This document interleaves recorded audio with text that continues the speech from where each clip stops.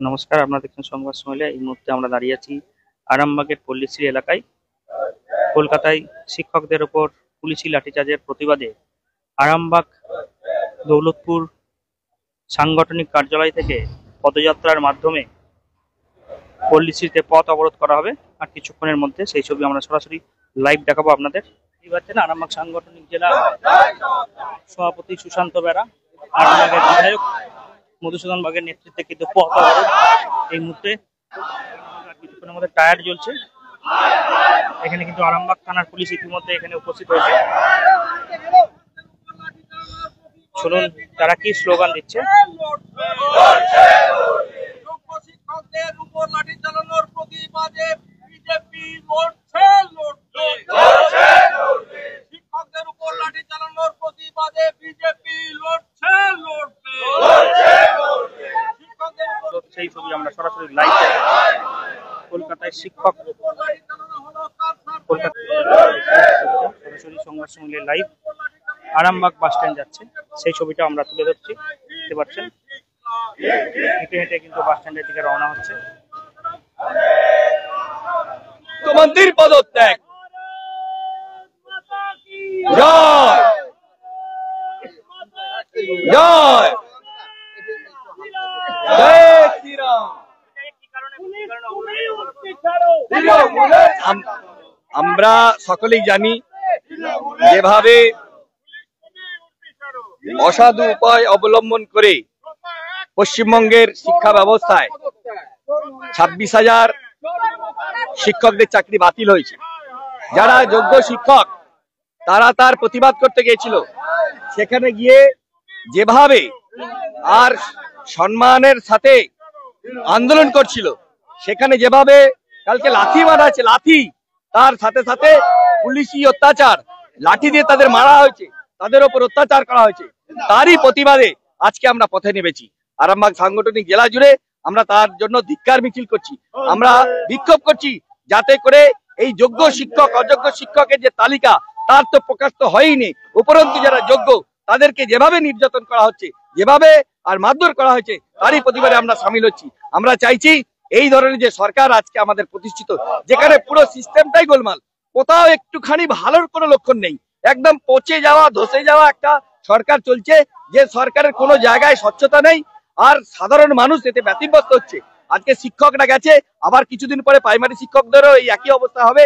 এখানে স্বচ্ছতা বলে কিছু নেই, মানুষজন এখানে শান্তিতে থাকতে পারছে না, এখানে কোনো সুরক্ষা নেই। এই মহিলা যে কি ধরনের মহিলা আমরা ব্যাখ্যা করে বলতে পারবো না। সুতরাং আমরা অবিলম্বে দাবি জানাচ্ছি, এই যে সরকার চলছে এটা অবিলম্বে বরখাস্ত করা উচিত, এই সরকারকে অবিলম্বে ফেলে দেওয়া উচিত, কারণ এই সরকারটা চালাতে পারবে না। পুরো শিক্ষক সমাজ যেভাবে কালকে অত্যাচারিত নির্যাতিত হয়েছে, তারই প্রতিবাদে আমরা আজকে পথে নেমেছি। গত ডিসেম্বর 2024-এ আমরা এসএসসির সচিবের সঙ্গে সাক্ষাৎ করেছিলাম। এসএসসির যিনি দায়িত্বে আছেন তিনি কিন্তু আমাদের সঙ্গে দেখা করেননি। আমরা বলেছিলাম যে যোগ্য এবং অযোগ্যদের তালিকা আপনারা প্রকাশ করুন, কিন্তু সুপ্রিম কোর্টের রায়ে মহামান্য সুপ্রিম কোর্ট বলে দিলেন কি, 26,000 যে শিক্ষক আছেন তাদের প্যানেলটা বাতিল করেছেন। এই যোগ্য এবং অযোগ্য যারা আছেন তাদের তালিকাটা শুধুমাত্র মুখ্যমন্ত্রী এবং তার প্রশাসনের ব্যর্থতার জন্য সম্পন্ন করা সম্ভব হয়নি। গতকাল আমরা দেখলাম কসবাতে নির্মমভাবে যোগ্য শিক্ষকদের উপর অত্যাচার করা হলো। বারাসাতে আমরা দেখলাম যে যোগ্য শিক্ষকদের লাঠিপেটা করা হলো। এর প্রতিবাদে ভারতীয় জনতা পার্টি যোগ্য শিক্ষকদের পাশে আছেন। লড়াই আন্দোলন আগামী দিনে হবে। পার্টির নেতৃত্বের প্রদেশের সিদ্ধান্ত অনুসারে আজকে আরামবাগ সাংগঠনিক জেলার পক্ষ থেকে আমরা আজকে আরামবাগ বিধানসভায় এই যোগ্য শিক্ষকদের জন্য রাস্তা অবরোধ করে আমরা আজকে পথ অবরোধ করে আমরা বিক্ষোভ প্রদর্শন করছি। যোগ্য শিক্ষকদের পাশে বিজেপি ছিল, বিজেপি থাকবে আগামী দিনেও। এবং আমাদের যেটা স্লোগান, দফা এক দাবি এক, চোর মমতার পদত্যাগ। দেখুন, যদি আমরা আজকে এখানে রাস্তায় না নামতাম, আপনারাই বলতেন যে বিজেপি শীত ঘুমে চলে গেছে। আজকে আমরা যখন রাস্তায় নেমেছি, আপনারা আবার প্রশ্ন করছেন যে এর মধ্য দিয়ে সমস্যার সমাধান হবে কিনা। এক আজব প্রশ্ন। কিন্তু বিষয়টা হচ্ছে রাস্তায় নামতেই হবে। শিক্ষকরা যারা যোগ্য, এই পুলিশ যারা কালকে লাঠি পেটা করলেন, তাদেরও তো কোনো না কোনো শিক্ষক তাদেরকে পুড়িয়েছেন। এই পুলিশ তার ভর্তি তার যে সাংবিধানিক দায়িত্ব সবটাই ভুলে গেলেন। ভুলে গিয়ে কি করলেন না, দলদাস হয়ে নবান্নের নির্দেশকে পালন করবার জন্য তারা আজকে শিক্ষক কুলের উপরে, শিক্ষক সমাজের উপরে, জাতির মেরুদণ্ডের উপরে আঘাত আনলেন। এই নির্মমতা পশ্চিমবঙ্গে দেখা যায়। এই পশ্চিমবঙ্গের পুলিশ আপনারা দেখেছেন অপরাধী ধরবার জন্য শুট আউট করেছে। উত্তরপ্রদেশের যোগী যে শুট আউট করছেন আপনারা সমালোচনা করেন, আজকে পশ্চিমবঙ্গের পুলিশ এই পিস্তল চালাতে পারবে? এদের জং ধরে গেছে। এরা কোনোদিনও লাঠিচার্জ করেছে ক্রিমিনাল ধরার জন্য? এরা ডাক্তারদের উপর অত্যাচার করে, এরা সাধারণ মানুষের উপর অত্যাচার করে, এরা শিক্ষকদের উপর অত্যাচার করে। এই পুলিশ সম্পূর্ণভাবে দলদাসে পরিণত হয়েছে। নবান্নের নির্দেশ ছাড়া এদের কাছে অন্য কোনো নির্দেশ নেই। শিক্ষক হিসাবে আমি অত্যন্ত মর্মাহত।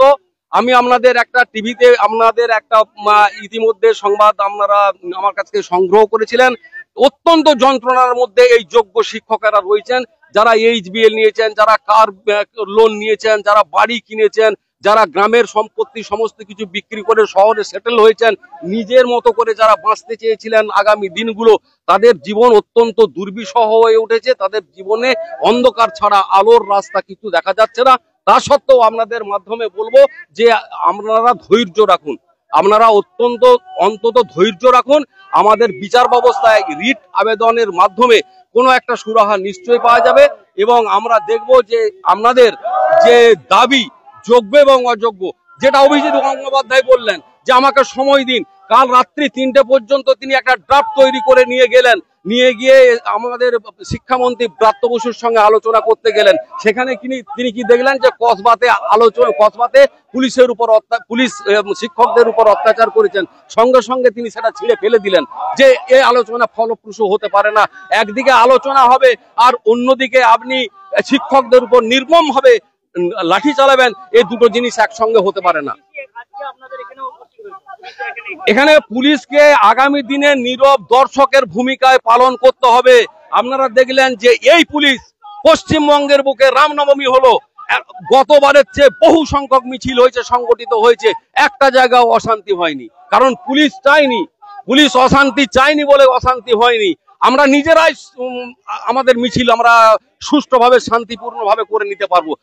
নিউ নূর সোফা সেন্টার, এখানে সমস্ত রকম সোফা পাইকারি ও রিটেলে বিক্রয় করা হয়। সমস্ত সোফা নিজস্ব কারখানায় তৈরি করা হয়। প্রোপাইটার হানিফ হোসেন খাঁ ও রুহুল হোসেন খাঁ, বড়ডোঙ্গল হাটতলা সিনেমা হলের সন্নিকটে, হুগলি। যোগাযোগ 7797170093 এবং 9382003105।